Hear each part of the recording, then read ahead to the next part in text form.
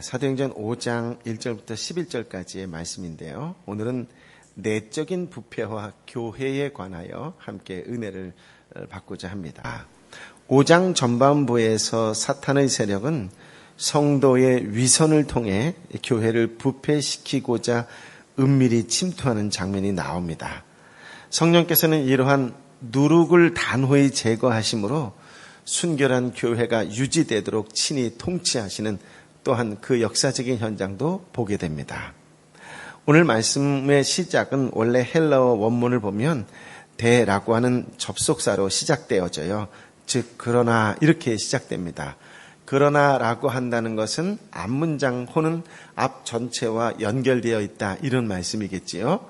그래서 좁게는 바로 앞에 9절 4장 37절에 있는 바나바 성도의 헌신과 상반되는 현상이 생겼고, 넓게는 4장 전체에서 보여진 하나님 앞에서 행하는 성도들의 모습과 반대되는 모습이 교회에 생겼기 때문입니다. 아나니아와 그 아내 삽비라라고 하는 사람이 등장하는데요. 겉보기에는 마치 제2의 바나바처럼 보였습니다. 하지만 2절 3절에서 그들의 소유를 판 뒤에 그들은 그 값의 일부를 숨깁니다. 감추었다라고 하는 말씀이에요. 그런데 이것이 숨겼다 두 번이나 강조하는 것을 확인해 볼 수 있습니다. 이 단어는 다른 말로 이야기한다면 남의 것을 부당하게 착복했다, 횡령했다 이런 속뜻이 있는 단어입니다. 즉 자신의 이익을 위해서 횡령하고 감추는 나쁜 행위를 의미하는 것이지요. 70인역이라고 하는 성경책이 있는데요. 여기에 구약 성경에서는 여리고 공격할 때에, 즉 가나안에 들어가서 첫 번째 여리고 성을 공격할 때에 아간이 하나님께 바쳐진 전리품 중에 일부를 착복하는 기사에 사용했을 때에 썼던 단어와 같은 단어를 사용하고 있다라고 주석가들은 이야기합니다. 무슨 말이냐면 아간의 범죄가 구약시대 이스라엘 백성이 약속의 땅을 향하여 진행할 때에, 즉 가나안 정복을 눈앞에 둔 시점에 발생한 것이었다고 한다면, 아나니아와 삽비라의 범죄는 신약의 교회가 막 탄생하여 참된 공동체로서 전형적인 모습을 갖추려고 하려고 하는 그 시점에서 발생하였다라고 하는 점이지요.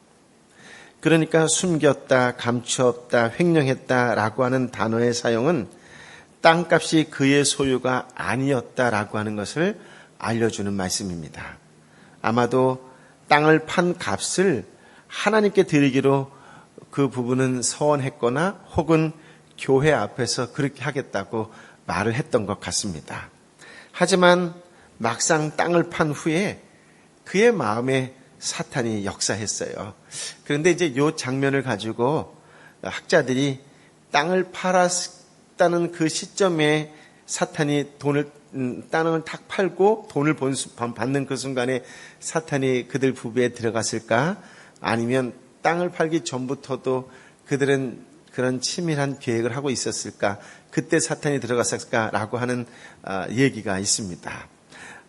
그래서 땅을 팔기 전에는 순수한 마음을 지녔으나 막상 밭을 판 후 돈을 보니 마음이 변한 것이다 라고 주장하는 학자들이 있고, 또 다른 부류의 학자들은 이 일은 이미 땅을 팔기 전부터 의도적으로 계획되고 부부 사이에 협의된 것이다 라고 말하는 학자들이 있습니다. 얼핏 보면 저는 앞에가 맞는 것 같아요. 왜냐하면 우리들이 그런 생각 많이 하잖아요. 선하게 헌금하겠다고 결단하면서 막상 돈이 딱 들어오면 하나님 이거 해결해 주시면 11조 할게요 딱 하다가 이번에 성과급이 많이 나왔으면 좋겠습니다. 그래서 딱 손이 잡히면 그때 어김없이 계산기 딱 갖다 놓잖아요. 아마 이 순간에 사탄이 들었을 것이다 라고 생각을 했는데 2절 말미에 보니까 이 부부가 알고 있었다 이런 표현을 써요. 알고 있었다라고 하는 말은 다른 말로 이야기한다면 은밀히 알다, 휩쓸리다라는 뜻이 그 속뜻이 포함되어 있습니다. 즉 깊이 생각하고 협의에 의해서 되어진 범죄다라고 하는 뜻이지요. 그렇다면 아나니아와 삽비라는 땅을 팔기 이전에 이미 의도적이고 계획되었던 그런 범죄를 꿈꾸었다라고 하는 것입니다. 그들 부부는 바나바가 받고 있는 칭찬과 그의 교회 내에서의 지도적 입장을 부러워한 나머지 종교적 허영심이 발동되어 지극히 의도적인 동기로 시작된 것이다 라고 하는 것을 암시하고 있는 것이지요.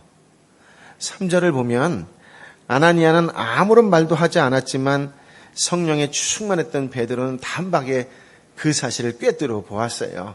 그러면서 이렇게 이야기합니다. 아나니아야, 어떻게 너가 사탄에게 마음을 빼앗겨 성령을 속이고 땅값으로 받은 돈의 일부를 너의 것으로 몰래 숨겨놓았느냐라고 지적을 하지요. 여기서 사탄에게 마음을 빼앗겼다라고 하는 것은 사탄이 그들의 마음에 가득했다, 충만했다라고 하는 뜻이에요. 이 당시에 교회는 성령님으로 충만했잖아요. 교회가 성령으로 충만했을 때에 사단이 충만하게 누구에게? 이들 부부에게 임한 것이에요. 성령이 충만하게 임하는 곳에는 항상 사단도 충만하게 임하려고 대기하고 있다는 것을 꼭 기억하실 필요가 있습니다. 사탄은 마치 광명한 천사처럼 아름다운 헌신의 모습을 가장한 채 거룩한 교회에 잠입을 했던 것이죠.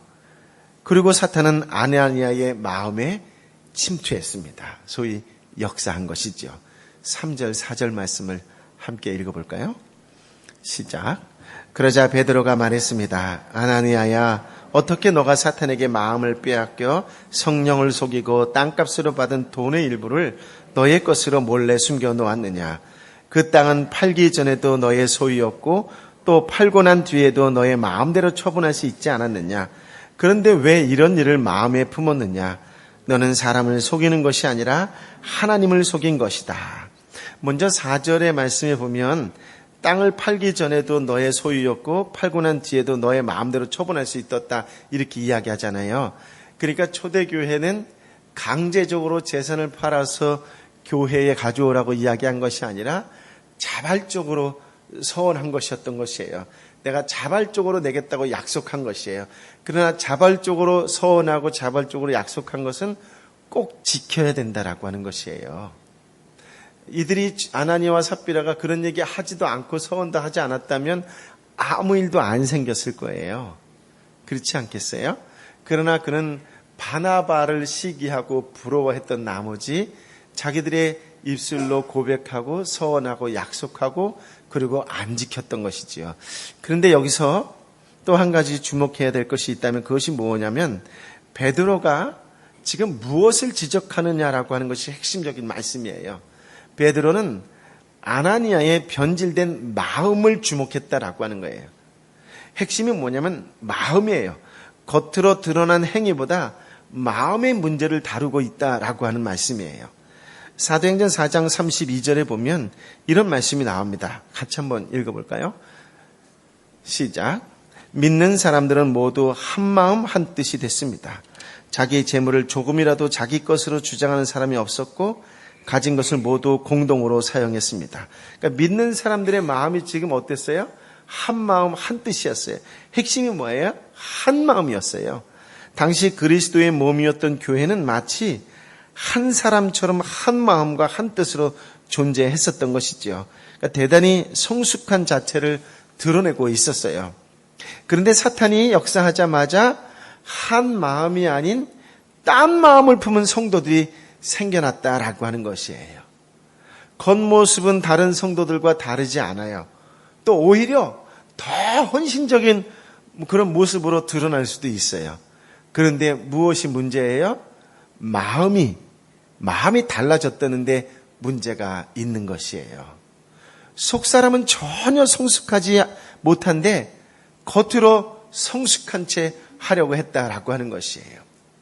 교회에서 어떠한 일을 할 때에 겉모습으로 가지고는 사람을 알 수가 없어요. 오히려 더 거룩해 보이고 성숙해 보일 수가 있어요. 오늘 이번 주 토요일 3시에 청소합시다라고 교회에서 이야기했어요. 그런데 와보니까 아무도 안 오고 혼자 왔어요. 그래서 열심히 청소하고 기쁜 마음으로 돌아갔어요. 겉마음과 속마음이 성숙한 것이죠. 이번 주 토요일 날 식사할 수가 없어요. 그랬더니 한 사람이 와서 일찍부터 4시까지부터 와서 준비했어요. 하다 지쳤어요. 그래서 짜증이 났어요. 이게 도대체 뭘까? 겉마음과 속마음이 다른 거예요. 이거 정말 무서운 거예요. 어느 순간까지 짜증을 안 낸 건 믿음이 그 정도까지는 있는 거예요. 믿음이 없는 게 아니에요. 믿음이 있으니까 결단할 수도 있어요. 그러나 아나니아와 삽비라는 바나바라고 하는 사람과 비교해서 그것을 부러워해서 그 위치에 있고 싶어서 했던 동기가 결국은 그들의 마음에 문제가 있었다라고 하는 것이죠. 베드로는 지금 그 마음을 터치하는 거예요. 수준 높은 신앙을 원했으나 마음이 따라가지 못하다 보니 마음을 거짓되게 조작하고 위선을 행했다라고 하는 것이에요. 여러분, 우리가 살고 있는 이 시대에는 속마음을 주장할까요? 겉모습을 주장할까요? 제가 최근에 강좌를 통해서도 말씀드렸지만 여러분 자녀에게 무엇을 물려주고 싶습니까? 라고 했을 때에 영적인 스펙을 물려줘야지 세상적인 스펙을 물려주면 결국은 아이를 2번 죽게 하는 경우가 된다라고 하는 것이에요. 지금 세상에 정말 시끄러운 이유는 무엇이냐면 그러면 눈에 보이는 스펙 만들어주다 망한 거예요. 그렇지 않아요? 여러분 정말로 믿음의 사람이라고 한다면 세상을 따라가지 않아야 되는데 이게 쉽지 않아요. 정말 쉽지 않아요. 제가 이제 좀 더 깊이 얘기하고 싶은데 그랬다간 다 상처받을까봐 잘 말을 못하겠는데요. 정말 여러분이 영적인 스펙을 물려주고 싶으면 이번 주 토요일 날 학교나 직장을 가면 될까요? 안 될까요? 라고 하는 건 선택의 문제입니다. 여러분이 정말로 중요한 건 뭐냐면 영적인 스펙을 물려주고 싶으면 때에 따라 세상과 저항할 수도 있으셔야 돼요. 괜히 얘기한 것 같다. 이번 주 여러분의 자녀가 이번 주 토요일 날은 당연히 가는 건 맞아요. 근데 주일날 근무하라고 오라 그러고 주일날 학교에 공부하라고 오라 그러면 보내야 될까요? 안 보내야 될까요? 여러분 마음이에요. 그러나 중요한 건 영적인 스펙이 뭔지 아셔야 돼요. 세상의 스펙이 뭔지 분별할 수 있어야 돼요. 영적인 스펙을 중요하다고 여기는 사람은 예배가 우선이에요. 학교 안 보내야 돼요. 죄송해요. 직장 안 가야 돼요. 죄송해요. 전 이렇게 얘기하고 싶어요. 과연 될까요? 안 될까요? 어른이 흔들리니 애들이 무너지는 건 당연해요. 지난날 한국교회가 어렵고 힘들었을 때에는 주일날 무엇을 하면은 벌 받는 줄 알았어요. 그러다가 꼭 일요일만 주의 날이냐? 매일매일이 주의 날이지? 라고 이야기 시작하면서 서서히 세상이 물론 바뀌었어요. 간호사님들처럼 주에 이렇게 3교대 하다 보니까 주일날도 일하게 되고 이런 세상이 변하게 되었어요. 어쩔 수 없는 방법이었다고 이야기하는 그 순간부터 우리는 무너지기 시작했어요. 세상은 화려하고 돈도 벌고 있는 거 다 가지게 되었지만 예배가 중요하다고 얘기하면서 정작 내 아이는 주일날 학원 가게 만들었고 주일날 예배보다는 토플 시험 보는 시간하고 겹친다고 해서 토플 보게 했고 주일날 예배가 아닌 다른 거에 집중했던 것이 바로 나였어요. 우리였다고요. 우리 시대에 신앙을 가졌다고 이야기하는 장로님들, 목사님들, 집사님들, 그리스도인의 모습이었다고요. 그러면 세상은 변할까요? 안 변할까요? 저는 안 변할까라는 생각이 들어요. 물론 하나님께서는 숫자로 승부를 걸지 않기 때문에 우리 가운데 다 어겨도 한 사람, 예를 들어서 유현승 집사 한 사람만 지켜도 하나님께서는 그 집단을 다 구원해 주시는 그런 너그러운 하나님이시지요. 그렇지 않겠어요? 응? 한국 가서도 지 새끼 간식 챙긴다고 전화해서 성가대 간식 챙기고. 응? 여러분, 하나님의 거룩이 무엇인지를 안다면 세상과 싸울 수 있어야 돼. 이건 엄마만 할 수 있어요. 아빠가 피 터지게 뭔 소리야 학교 보내실 때 엄마가 단호하게 예배가 무너지면 이 아이의 미래가 무너져요라고 말할 수 있으셔야 돼요. 저는 여러분이 한 명도 아멘 안 할 줄 알았어요. 이게 지난날의 한국 교회의 무너진 시작이었어요. 그리고 지금도 무너지고 있어요. 앞으로도 무너질 겁니다. 이것을 먼저 경험했던 유럽과 미국은 다 무너졌어요. 한국이 무너지니까 이제 딴 데로 어디론가 또 가겠지요. 여러분 명심하셔야 돼요. 상황과 환경이 그렇기 때문에 이 나라의 문화가 그렇기 때문에 라고 이야기한다면 하나님의 거룩은 지킬 수가 없어요. 우리 시대는 외모와 외양을 중요하는 세상이에요. 성공을 외적인 성취와 비례하는 것처럼 평가하는 경향이 다분하다고요.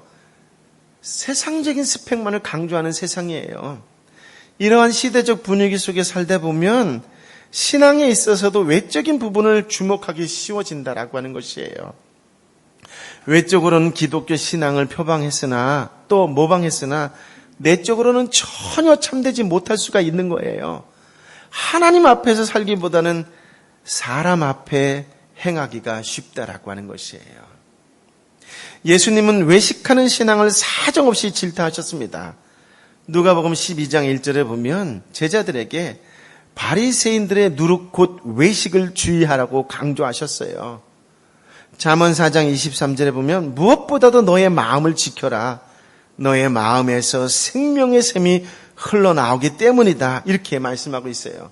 그러면 사탄은 어디를 먼저 공략할까요? 마음을 먼저 공략하는 거예요. 마음을 공략해서 마음을 흔들면 다 무너뜨릴 수 있다라고 확신하고 있는 것이 사탄이에요. 그래서 마음을 내어주지 않아야 돼요. 그래서 마음을 말씀으로 꼭 붙잡을 수 있으셔야 된다고요. 베드로는 이 사건을 성도 개인의 정직하지 못한 성품 차원의 문제로 마무리하지 않았어요. 단지 조직체 내에 발생한 행정적인 문제로 보지 않았다고요. 성령을 속이고 사람을 속인 것이 아니라 하나님을 속인 것이라고 분명히 3절 4절에 해석하고 있다고요. 즉 치열한 영적 싸움의 차원에서 다루고 있다라고 하는 것이에요. 여러분의 자녀가 때가 되면 여러분의 곁을 떠나서 한국이든 미국이든 유럽이든 어디든 갈 거예요. 한 번도 영적으로 치열하게 싸워 승리해 본 적이 없는 아이가 과연 주일날 예배 말고 다른 것이 있을 때 예배의 자리로 올 수 있을까요? 천만에요. 그럴 리는 없습니다. 엄마 아빠와 함께 신앙생활 했을 때도 일요일날 분명히 학교 갔고 학원 갔고 더 급한 시험 봤다고 한다면 여러분을 떠난 세상 그 어느 곳에 가서도 예배를 먼저 드리는 아이가 된다고 생각한다면 큰 착각이에요. 그럴 리는 없습니다. 여러분이 아이들이 오늘 우리 아침에 묵상했던 그 성적인 범죄 속에서 예외라고 생각한다면 그 착각이에요. 왜냐하면 엄마 아빠하고 있으면서도 한 번도 지켜본 적이 없거든요. 그렇지 않겠어요? 여러분은 지금 두려워해야 돼요. 내 아들, 딸이 지금 해외에서 딴 데서 무슨 짓을 하고 있는지에 대해서 두려워해야 돼요. 뭘 넉넉하게 넉놓고 계실 수 있겠어요? 새벽마다 눈물로 기도해도 부족할 거라고 생각이 들어요. 여러분, 본 적이 없고 발견한 적이 없고 체험한 적이 없으면 이길 수가 없어요. 이길 수가 없다고요. 내 엄마가 이기는 걸 본 적이 있어야, 내 아빠가 이기는 걸 본 적이 있어야 우리 아들도 이길 수 있지 않겠어요? 우리 딸도 이길 수 있지 않겠어요? 하나님이 물론 큰 은혜로 아들, 딸이 먼저 볼 수 있는 은혜를 주신다면야 큰 복 중의 복이겠지요. 물론 그런 복을 내려달라고 날마다 새벽마다 기도합니다만요. 여러분, 치열한 영적 싸움이에요. 아나니아의 육체는 교회 안에 있었으나 그의 마음은 세상에 있었어요. 온 교회의 칭찬을 받는 바나바를 보면서 사람들로부터 칭찬과 인정을 받고 싶은 허영심이 그들 부부의 마음속에 작용했다라고요. 아무튼 그는 모두가 성령님의 충만을 받는 공동체에 있으면서도 성령님의 인도하심을 받는 대신 사탄의 미혹을 받았다라고 하는 것이에요. 사탄이 그의 마음에 마음껏 역사하도록 내버려 두었던 것이에요. 거짓과 위선은 마음에 조용히 스며드는 것이기 때문에 본인 말고는 그 누구도 모를 수 있어요. 웬만해선 주변이 좀처럼 감지할 수가 없습니다. 그런데 베드로는 즉각적으로 사단이 역사하고 있음을 통찰하고 있었다라고 하는 것이에요. 공동체 내의 어떤 영적인 위험이 발생했는지 신속하게 알아차렸다라고 하는 것이에요. 교회의 지도자로서 늘 깨어 있었기 때문이라고도 말할 수 있겠지요. 그러나 너무 예리하고 정확하다라고 하는 것이에요. 거룩한 교회를 보존하시려는 성령님의 보호하심이 특별히 작용했다고 보는 것이 더 자연스러울 것입니다. 사도의 이적과 기사는 이처럼 죄를 통찰하는 모습으로 나타났습니다. 오순절 사건이 교회가 성령님으로 말미암아 태동하였음을 보여준다면 이 사건은 교회가 성령님에 의해 보존되고 있음을 보여주는 것이다라고 하는 것입니다. 한 번의 설교로 수천 명을 회개케 하셨던 그 성령님의 권능이 지금 아나니아에게 독특하게 역사했다라고 하는 것이에요. 5절 말씀에 보면 아나니아는 이 말을 듣자마자 쓰러져 죽었습니다. 혼이 빠졌습니다. 그리고 이 일을 듣는 사람들은 모두 두려움에 사로잡혔습니다. 쓰러져 죽었어요. 혼이 나갔어요. 이 말은 신약 성경에서는 오직 사도행전에서만 사용된 단어인데 즉 무슨 말이냐면 하나님의 진노와 심판으로 인해 죽은 문맥에서만 사용된다는 것을 확인해 볼 수 있습니다. 다시 말씀드려서 지금 아나니아는 하나님의 직접적이고 즉각적인 심판의 결과를 암시하는 아주 독특한 표현이라고 할 수가 있습니다. 아나니아의 죽음을 통하여 우리는 세 가지 사실을 확인해 볼 수 있습니다. 첫째는 그의 죽음은 충격에 의한 심리적인 신경 쇼크가 아니라고 하는 것이지요.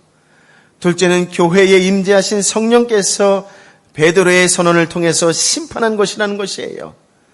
셋째, 이 일로 하나님의 교회는 거룩하고 순결해야 할 것과 어떠한 불의도 함께 할 수 없다는 진리를 드러내었다라고 하는 사실입니다.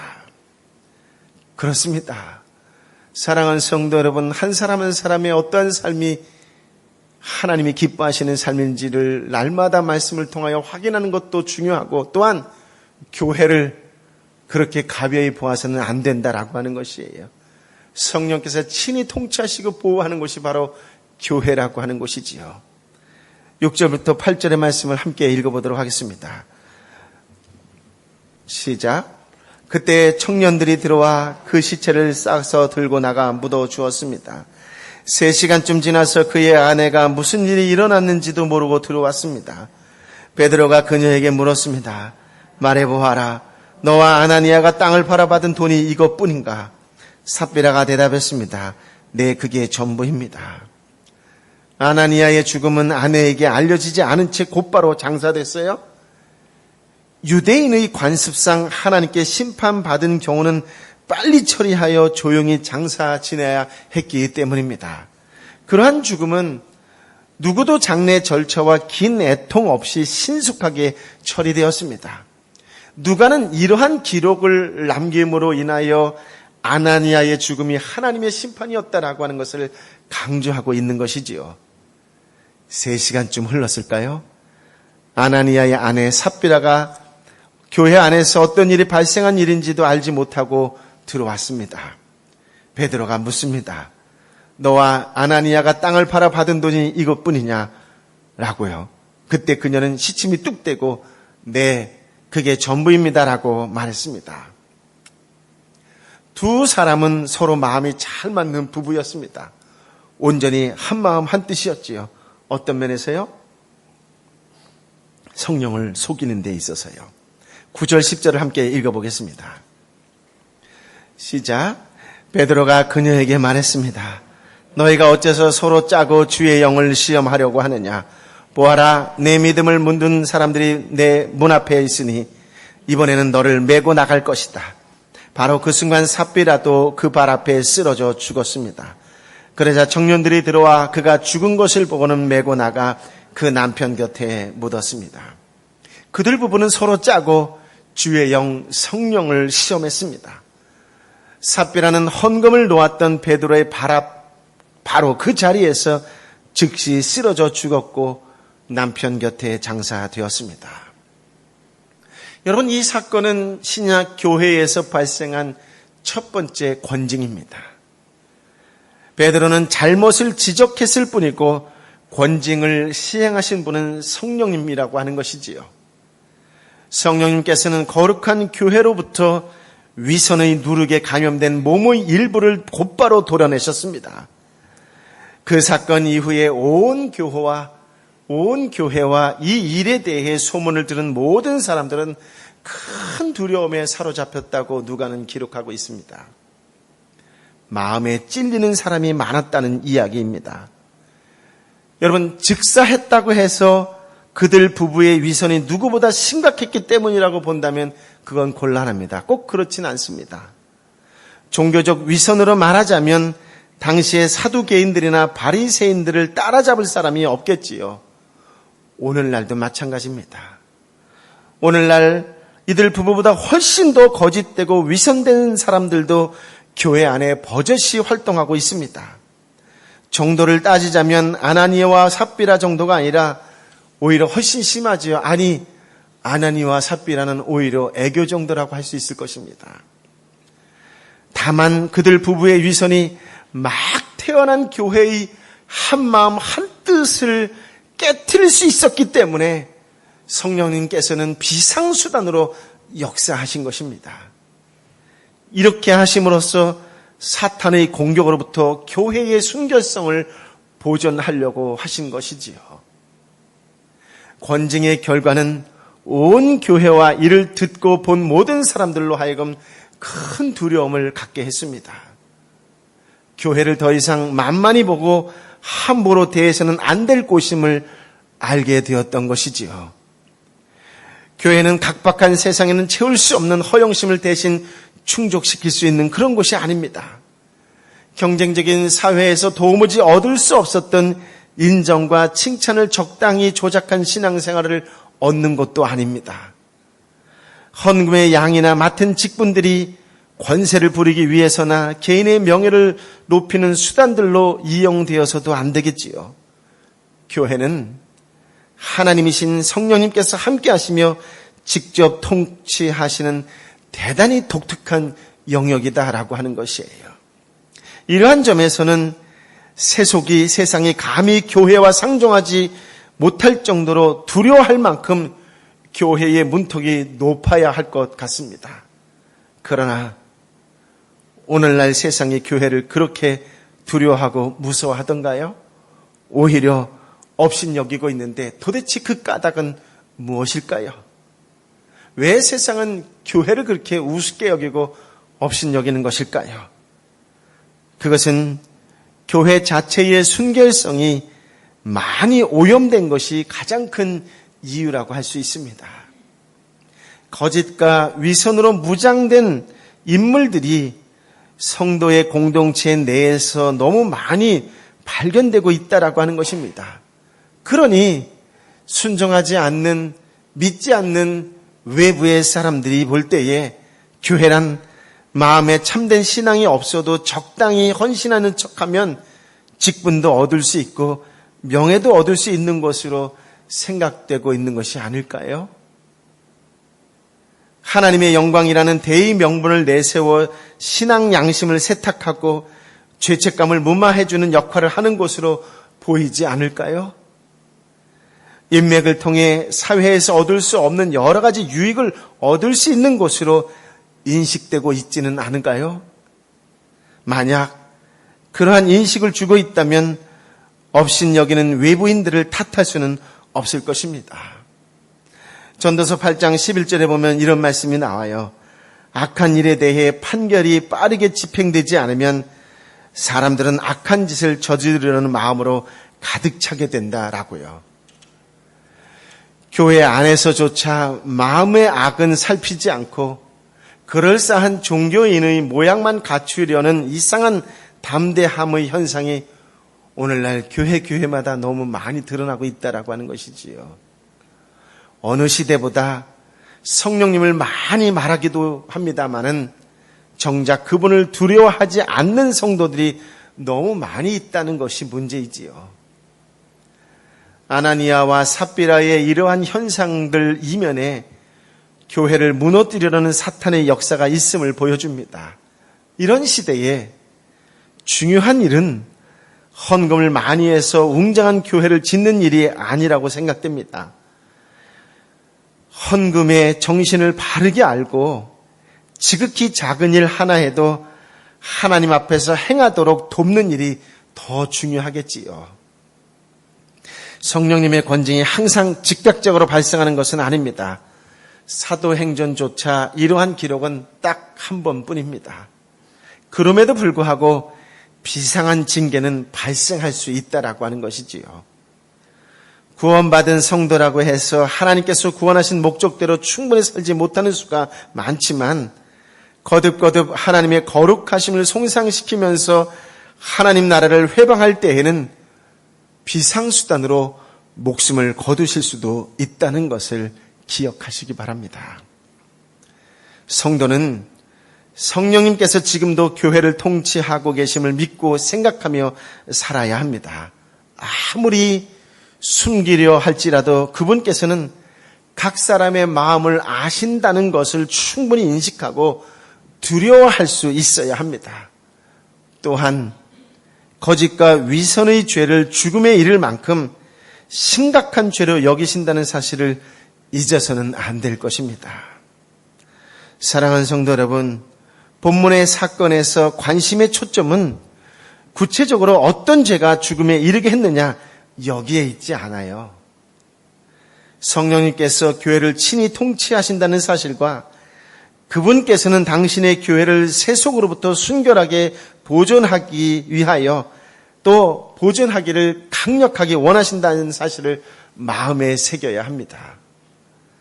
일상생활에서도 그렇게 해야 하겠지만 특히 교회 공동체와 관련된 일에서는 지극히 작은 일 하나에도 그분 앞에서 하나님 앞에서 행하고자 하는 경외심과 마음으로부터도 죄를 범하지 않고자 하는 자기 정화의 노력이 있어야 할 것입니다. 다시 한번 말씀드리지만 영적인 스펙에 집중하세요.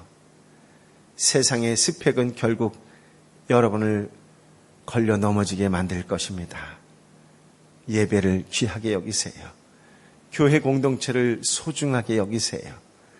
작은 모임일지라도 그것에 성령의 임재함을 사모하면서 하나님의 이름으로 하나님의 마음으로 예수의 성품으로 예수의 이름으로 나아갈 때에 여러분의 삶이 해같이 빛나게 되는 역사를 경험하게 될 줄 믿습니다. 이 놀라운 은혜와 성령의 역사가 오늘 우리 교회와 저와 여러분 한 사람 한 사람에게 임하게 되기를 우리 주님 예수 그리스도의 이름으로 축복합니다. 아멘. 아버지 하나님, 귀한 말씀, 생명의 말씀을 보게 하여 주시고 들리게 하여 주시니 감사합니다. 아버지 하나님, 나는 그동안 영적인 것에 얼마나 관심을 가졌는지를 철저히 돌아보게 하여 주옵소서. 우리 가정에 내가 깨어있지 않으면 우리 가정은 무너질 수밖에 없다는 것을 명심하게 하여 주시옵소서. 내가 세상으로부터 우리 가정을 지키겠노라고 하는 치열한 영적 전투에서 기필코 승리하고 말겠다라고 하는 마음과 결단과 결심이 행함으로 드러날 수 있는 행동하는 그리스도인이 한 사람 한 사람이 되게 하여 주옵소서. 세상의 문화를 단호히 거절할 수 있고 거부할 수 있는 믿음의 사람들 되게 하여 주옵소서. 오직 아버지 하나님 그 말씀만을 붙잡고 담대히 세상을 이기는 나가는 모습을 내 가장 가까이 있는 사람들에게부터 보여주겠나라고 그렇게 실천하며 실행하며 살아가는 거룩한 하나님의 사람들 되게 하여 주시옵소서. 그 사람으로 인하여 그 가정이 살아나게 될 줄 믿습니다. 그 사람으로 인하여 그 공동체가 살아나게 될 줄 믿습니다. 오 주님, 이 놀라운 사명을 우리에게 허락하여 주시옵소서. 이 놀라운 사명을 우리가 완수할 수 있도록 믿음 위에 믿음을 더하여 주시고 능력 위에 능력을 더하여 주옵소서. 오 성령이여, 능력과 권능과 새 지혜로 우리 한 사람 한 사람 머리 위에 임하여 주옵소서. 우리 공동체 위에 임하여 주옵소서. 성령을 보내주신 능력의 이름 예수님의 이름으로 기도하옵나이다. 아멘.